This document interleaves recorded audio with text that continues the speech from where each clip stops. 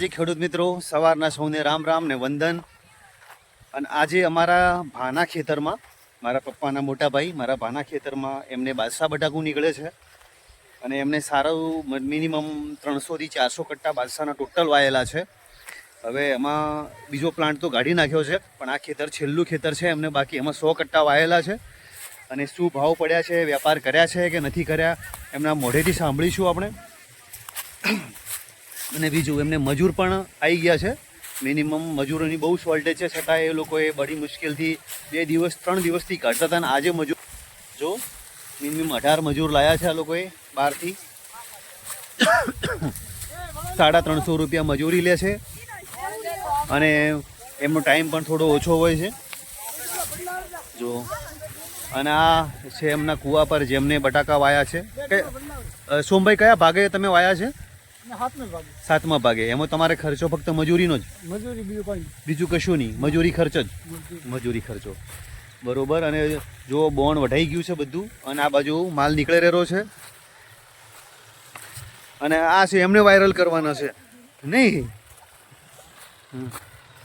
જો માલ બાદશાહનો બહુ સારો નીકળે છે. તમને માલ પણ બતાવી દઈએ.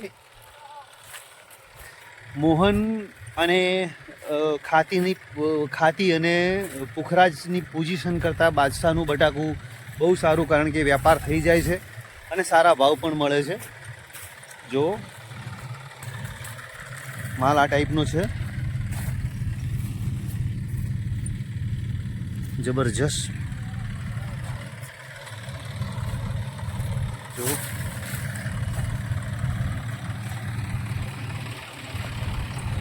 માલ સારો નીકળે છે. અને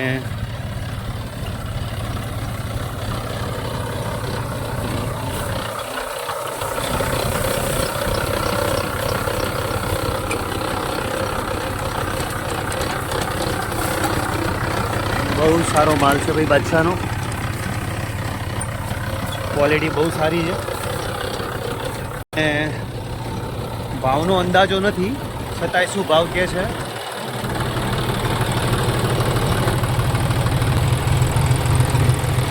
આ છે અમારા ભાઈ, મોટા ભાઈ થાય અમારે, અને એમને બાદશાહ વાયુ છે.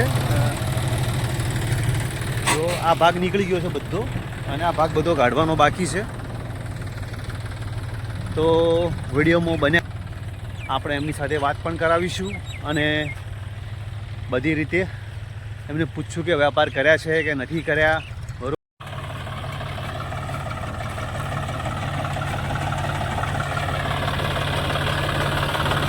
મસ્ત લાગ્યું હતું.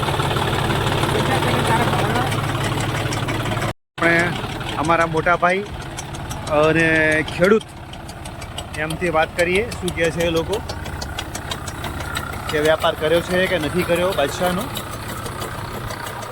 આ બંને ભાઈ છે અને મોટા ખેડૂત છે ભાઈ. મિનિમમ એમને 1000 કટ્ટા જેવા વાવેતર થાય છે બટાકાનું દર વર્ષે. આ લોકો થોડા મતલબ કે ટેન્શનમાં છે, કારણ કે એક માલ એમને વધારે વેચ્યો નથી. જે વેચ્યો છે એનો કોઈ ભાવ નથી મળ્યો, કારણ કે પુખરાજ ને થોડું વેચ્યું તો એમાં બહુ જ ભાવ ઓછા મળ્યા છે લોકોને.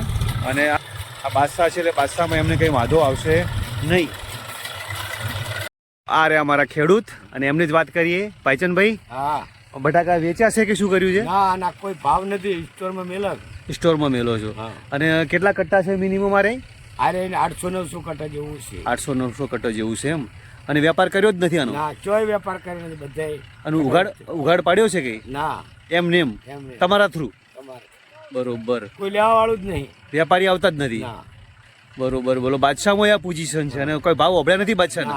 કશું નહીં. અને ખાતી ને પોખરા જતું એ બધું સ્ટોરમાં જ મેલ્યું, બધું સ્ટોરમાં મૂકી દીધું છે.